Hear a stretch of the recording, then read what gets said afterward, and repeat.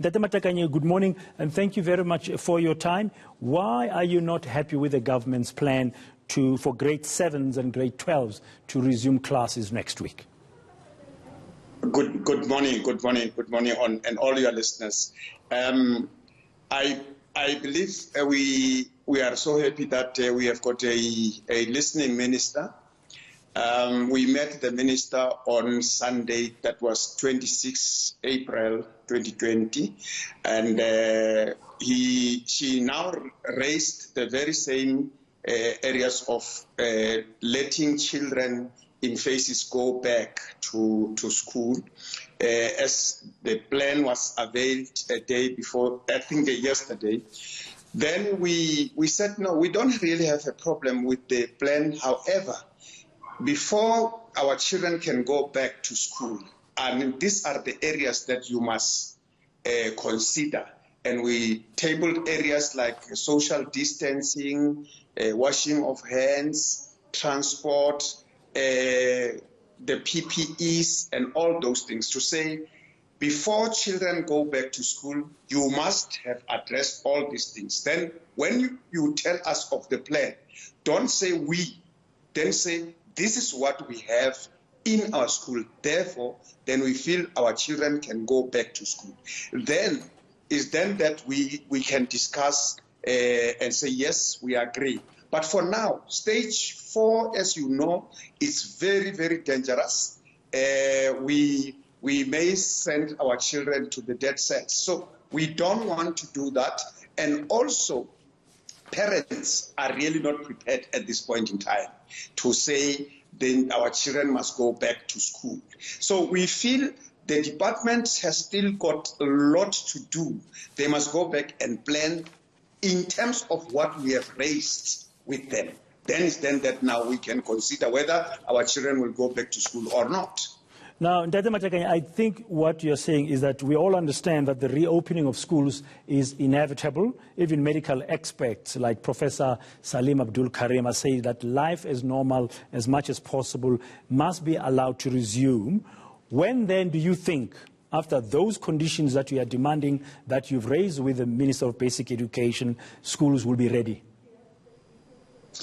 I think we are entering, I learned that this very virus is associated to winter. Now we are just getting into winter now. I think then the 1st of May we shall be starting to get into winter, and then we'll be deep in winter, June, July. But if it's possible, it's maybe somewhere we can consider July and say then we can go back to school. Are you suggesting that schools then should resume in spring? I'm not a scientist, but to the facts, what we have been told that this virus is associated with coldness, then this month that I'm mentioning, then it means that now our children may die at that stage. Now, in terms of schools then not reopening right now, more weeks will be lost, but learning should continue remotely. And just yesterday here on ENCA, we spoke to someone who said that not all schools are receiving learning material via the various online platforms for various reasons. Access to connectivity, the cost of data. Not all schools are really doing their best as far as that is coming. So how do we then do learning over the next few months if we don't return to school? That is a very, very important point that you have raised. We have raised that point with the minister to say, particularly the poorest of the poor schools, the working class schools, they don't have those gadgets.